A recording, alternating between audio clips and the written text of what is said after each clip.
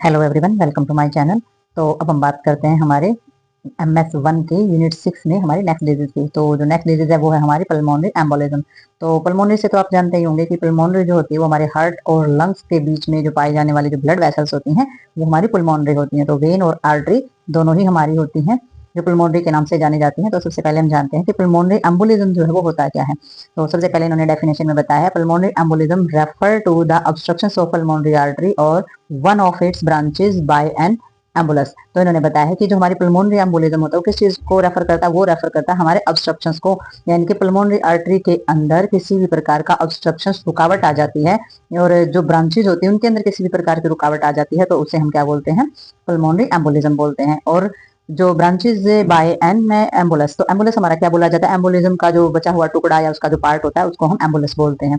तो एम्बुलेंस जो है वो क्या होता है, अब एम्बुलेंस जो हमारे टुकड़े होते हैं, पार्ट होते हैं, वो कौन कौन से पाए जाते हैं जो हमारे एम्बुलिज्म में शामिल होते हैं। तो सबसे पहले मटेरियल्स में हम देखेंगे, ब्लड क्लोट हमारा हो सकता है, फैट हो सकता है यानी कि फैटी एसिड्स, या फिर हमारा वसा वगैरह जो जैसे होती है, एयर हो सकती है इसमें, इम्यूनिटिक फ्लूइड हमारा हो सकता है, फोर्जेंस बॉडी यानी कि शरीर में बाहर से आया हुआ कोई पदार्थ भी हो सकता है, carried by the blood from one point in circulation to another point. तो ये जो हमारी चीजें होती है जैसे कि ब्लड क्लोट है, फैट है, एयर है, इम्यूनिटिक फ्लूइड है या फोर्जेंस बॉडी है, कुछ भी होता है वो हमारा एम्बुलेंस में ही यानी कि एम्बोलिज्म बनने का ही कारण बनता है। और ये जो होता है ये हमारे ब्लड को एक पॉइंट से दूसरे पॉइंट पे सर्कुलेशन से होते रहते हैं, ठीक है। तो वो हमारे क्या बोले जाते हैं, एम्बोलिज्म बोले जाते हैं। अब हम देखते हैं थोड़ा सा डायग्राम के अंदर इन्होंने क्या बताया है।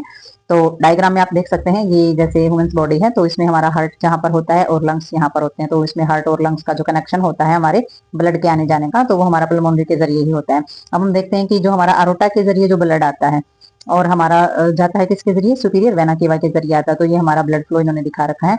तो इसमें दिखाया इन्होंने, clot forms in the deep vein of the leg, deep vein thrombosis. तो इन्होंने दिखा रखा है कि ये जो एरिया दिखा रखा है यहाँ पर दिखा रखा है हमारा क्लोट का, और जो डीप वेन हमारी होती है उसके अंदर फॉर्मेशन हो जाती है थ्रोम्बोसिस की। तो हमारा जब यहाँ पर किसी प्रकार के क्लोट बनेंगे तो हमारी बॉडी के अंदर भी सर्कुलेट करेंगे वो सारी की सारी चीजें, और कहीं भी थ्रोम्बोसिस हो जाती है। अब ये एयर एम्बोलिज्म से भी होता है, हमारे फैट से भी होता है, ब्लड के अंदर पाए जाने वाले जो फिब्रन्स होते हैं उनकी वजह से भी एयर एम्बोलिज्म हमारे हो जाते हैं। तो आप देख सकते हैं ये हमारे लंग्स का अंदर का पार्ट है।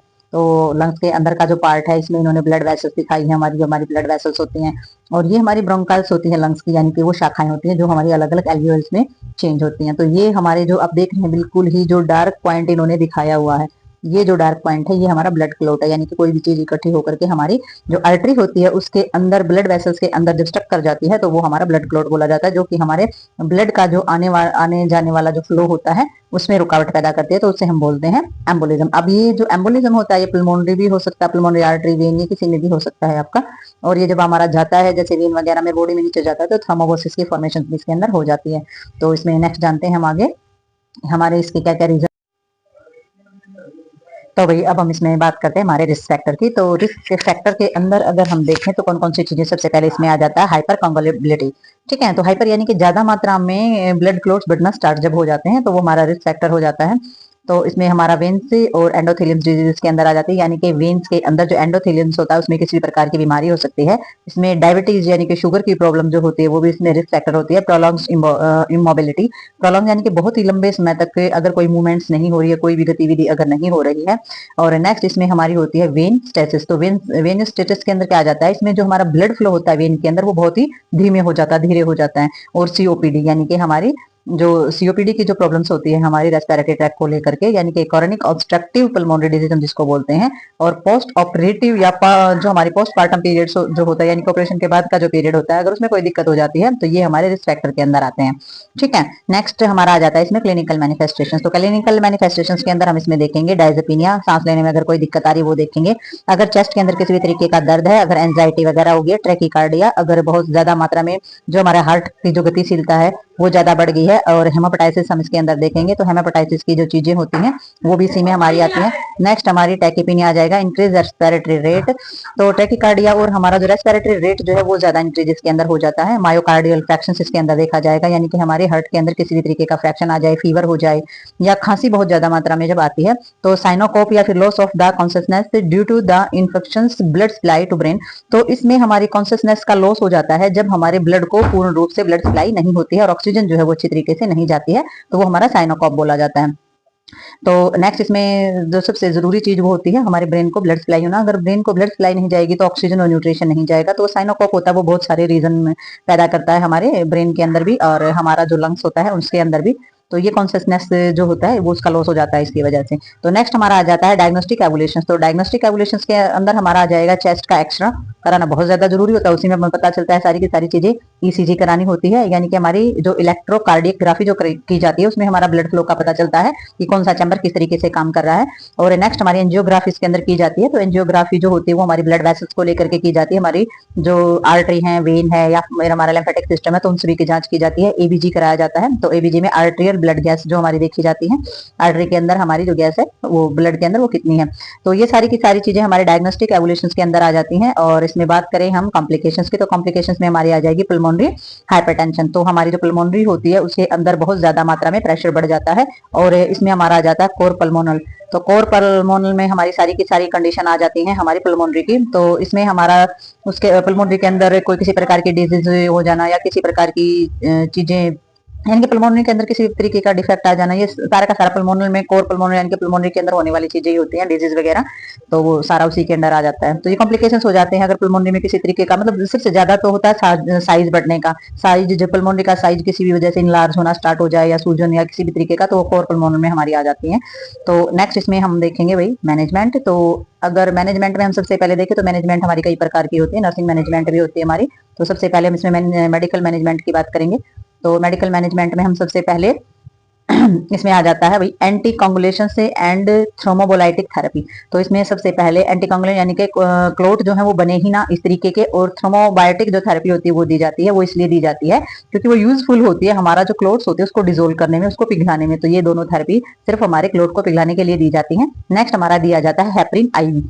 ठीक है, तो वेन के जरिए हेपरिन दिया जाता है। ये हमारा एक, वैसे तो हॉर्मोन्स का नाम है, ये एक इंजेक्शन के रूप में हमारा दिया जाता है। तो इसमें जो हेपरिन दिया जाता है, और may be given to the neutralize heparin in the event to severe bleeding. और अगर हेपरिन की वजह से अगर सीवियर ब्लीडिंग यानी कि ब्लीडिंग जरूर से ज्यादा बढ़ जाती है, तो उसको कंट्रोल करने के लिए हमारा क्या दिया जाता है, प्रोटामाइन सल्फेट दिया जाता है, यानी कि ब्लीडिंग को कंट्रोल करने के लिए। ठीक है, तो हेपरिन जो होता है ब्लड को पतला करने के लिए दिया जाता है, और ब्लीडिंग अगर जरूरत से ज्यादा बढ़ जाए तो हमारा दिया जाता है प्रोटामाइन सल्फेट। ठीक है, तो वो उसमें बैलेंस हो जाता है हमारे ब्लड का। तो नेक्स्ट हमारी आ जाती है इसमें सर्जिकल मैनेजमेंट। तो सर्जिकल मैनेजमेंट कब दी जाएगी, सर्जिकल इंटरवेंशन में be the given when patient show complications with the anticoagulant therapy and the contradict.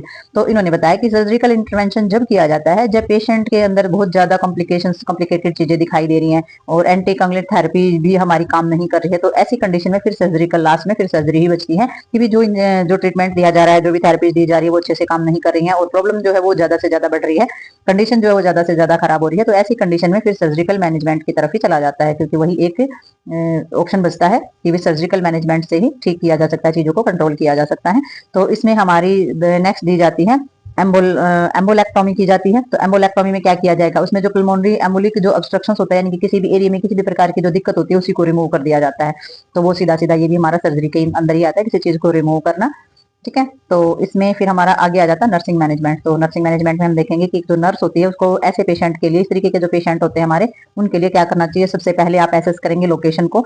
ठीक है, उसकी सारी की सारी कैरेक्टरिस्टिक यानी कि विशेषताएं देखेंगे, पेन की इंटेंसिटी देखेंगे भी, पेन किस लेवल का, ज्यादा है, कम है, या बहुत ज्यादा तीखा पेन है, तो पेन कंटिन्यू हो रहा है, या पेन बहुत चुभन वाला हो रहा है।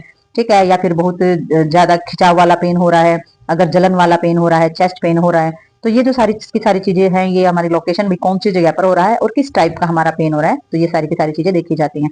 नेक्स्ट हमारा instructions patient to notify immediately when chest pain occur. तो आपने इंस्ट्रक्शन देना है पेशेंट को कि जब भी उससे पेन होता है, चेस्ट पेन उसे होता है, तो इमीडिएट नोटिफाई करे, यानी कि बताए या नोट करे उस चीज को भी, मुझे इस तरीके का यहाँ पर पेन हो रहा है, तो वो डॉक्टर को या आपको जरूर बताए। तो नेक्स्ट इन्होंने बताया है, should the provide quiet and the clean environment and the comfort measure to the reducing anxiety and the cardiac strain. तो इसमें आपको क्या प्रोवाइड कराना चाहिए पेशेंट को, बहुत ही आरामदायक जो इन्वायरमेंट है और कंफर्ट मेजर है वो देना चाहिए। चुपचाप वाला जो माहौल होता है, यानी कि शांति वाला जो इन्वायरमेंट होता है पेशेंट को वो देना है। कंफर्ट मेजर उसको जरूर कराना है, ताकि उसकी जो एंजाइटी वगैरह है वो रिड्यूस हो सके, और कार्डियक स्ट्रेन जो है उसका कम हो सके। तो इस तरीके की जो इन्वायरमेंट है वो प्रोवाइड आपने कराना है कि पेशेंट को किसी भी तरीके की परेशानी नहीं होनी चाहिए। नेक्स्ट है हमारा क्या है, monitor heart rate and rhythm. तो आपने सबसे पहले पेशेंट के अंदर होने वाला हार्ट के अंदर किसी भी तरीके का रिदम हो रहा है या किसी भी तरीके का हमारे हार्ट रेट ऊपर नीचे हो रहा है तो सारा का सारा मॉनिटर करके रखेंगे आप। दूसरा आपने एडमिनिस्ट्रेशन कराना है, आपने सप्लीमेंट O2 एज नीडेड, अगर जरूरत है ऑक्सीजन की कमी पड़ रही है पेशेंट को तो आप जो O2 होती है वो जरूर एडमिनिस्ट्रेट कराओगे पेशेंट को। नेक्स्ट आप एडमिनिस्ट्रेट कराओगे ड्रग्स जो कि प्रिस्क्राइब किए गए हैं, डॉक्टर के द्वारा लिखे गए हैं, जो थ्रोम्बोबायोटिक होते हैं और एंटी कंगुलेशन होते हैं, यानी कि क्लोट ना बने और आगे जाके किसी भी तरीके का कंगुलेशन या थ्रोम्बोबायोटिक जो चीजें हैं वो फेस ना करनी पड़े। तो इस तरीके के ड्रग्स जो डॉक्टर ने लिखे हैं वो आपने जरूर प्रोवाइड कराने हैं पेशेंट को। तो वही नेक्स्ट हमारे नर्सिंग डायग्नोज हो जाते हैं कि भाई नर्सिंग जो है वो डायग्नोज क्या क्या होते हैं नर्सिंग के।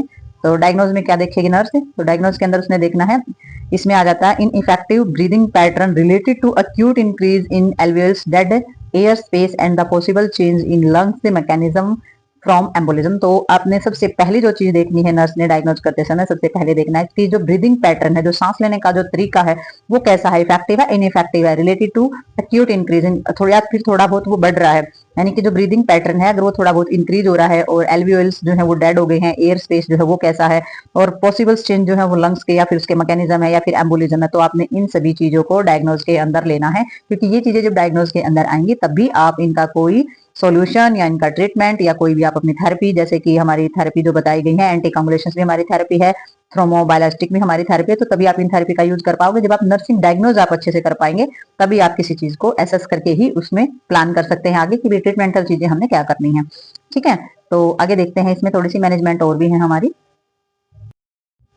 तो भाई इसमें जो होती है हमारी जो हमारे डायग्नोज है तो उसमें से कुछ पॉइंट हैं। तो इसमें सबसे पहले हमारा जो टिश्यूज प्रोफ्यूजन जो इंडिकेट होता है उससे रिलेटेड डिस्क्रीज ब्लड सर्कुलेशन, तो हमारा जो ब्लड सर्कुलेशन होता है वो डिस्क्रीज हो जाता है, तो वो भी आपने नोट करना है। प्लूरिटिक पेन आपने करना, उससे रिलेटेड जो हमारे कांगुलेशन या प्लूरल इन्फ्यूजन हो जाता है या लंग्स के अंदर इन्फेक्शन हो जाता है, स्त्राव है हमारा किसी भी प्रकार का, तो वो सारी चीजें भी आप इसमें देखेंगे। एंजाइटी से रिलेटेड जैसे सांस लेने में दिक्कत होना या पेन होना, सीरियसनेस हो जाना या फिर हमारी डिजीज कंडीशन हो जाना, बीमारी की जो चीजें हो जाना, तो ये सारी की सारी चीजें भी आप इसमें नोट करेंगे। और इसमें रिस्क दे रखा है, risk for injuries related to anticoagulation therapy, तो एंटी कांगुलेशन जो थेरेपी की जाती है उसमें अगर किसी चोट वगैरह लगने का जो रिस्क होता है उसको भी आप एसेस करेंगे। तो ये हमारा जो आगे मिलेगा, जो पेज मिलेंगे, यानी कि आगे भी जो हमारी डिजीज पाई जाएंगी तो उनमें भी इसमें से मिलेगा कुछ ना कुछ, क्योंकि रेस्पिरेटरी डिजीज जब तक मिलेंगे तो उनके मिलते जुलते से साइन सिम्टम, उनके प्रिवेंशन, उनके डायग्नोज, उनकी मैनेजमेंट जो है वो एक दूसरे से मिलती होती है। तो इसमें प्रिवेंशन दिए गए हैं कि भाई आपने कांगुलेशन आपके ना हो, थर्मोबोसिस आपके ना हो, तो उसमें कौन कौन सी चीजों का ध्यान आप रख सकते हैं, कैसे रोकथाम कर सकते हैं। तो सबसे पहले उन्होंने बताया है increase active leg exercise in avoid of the venous stasis. आप वेनस स्टेटिस को अवॉइड करने के लिए सबसे पहले क्या करेंगे, अपनी लेग की जो है वो एक्सरसाइज करते रहेंगे, इंकरेज करते रहेंगे। आप लेग एक्सरसाइज करने के लिए बहुत ज्यादा जरूरी है, लेग एक्सरसाइज करना प्रमोट करेंगे। अर्ली एम्बुलेंस, तो जो चलना फिरना होता है उसको प्रमोट करेंगे, यानी कि बैठना नहीं है, अगर आपको दर्द है या किसी भी तरीके की चीजें हैं तो आपको आराम करना है, लेकिन आपको चलते फिरते जरूर रहना है ताकि आपकी जो ब्लड है वो अच्छी तरीके से सर्कुलेट करता रहे। और इलास्टिक कंप्रेशन स्टॉकिंग जो हमारी जैसे जुराबे टाइप, जो सॉक्स टाइप जो चीजें होती हैं, इलास्टिक यानी कि बहुत ही लचीली होती है, जो हमारे पैरों में कंप्रेशन बनाए रखते हैं, तो वो उनका इस्तेमाल आपने करना है। और आपने अवॉइड करना है विद लेग क्रॉस, आपने जो पैर को क्रॉस करके, यानी कि जैसे चौकड़ी मार के बैठते हैं, आलसी पालसी हम उसको बोलते हैं, इस तरीके से आपने नहीं बैठना है, लंबे समय तक आपने नहीं बैठना है। ठीक है, तो इन चीजों का भी आप ध्यान रखेंगे। तो नेक्स्ट आपने patient should be report sign and the symptom of bleeding due to the anticoagulation therapy immediately. अगर एंटी कांगुलेशन थेरेपी के कारण किसी भी प्रकार की ब्लीडिंग के साइन और सिम्टम दिखाई दे रहे हैं तो पेशेंट को बोलें कि वो आपको तुरंत बताए। तो इन सब चीजों का रखना है ध्यान कि कई बार थेरेपी की वजह से भी किसी प्रकार के कॉम्प्लिकेशंस हो सकते हैं। तो ये थे हमारे प्रिवेंशन, और ये हमारी जो डिजीज थी ये हमारी कंप्लीट हो चुकी है, पल्मोनरी एम्बोलिज्म। तो मिलते हैं हम अब किसी नई डिजीज के साथ और नए टॉपिक के साथ नई वीडियो में, तब तक के लिए बाय बाय।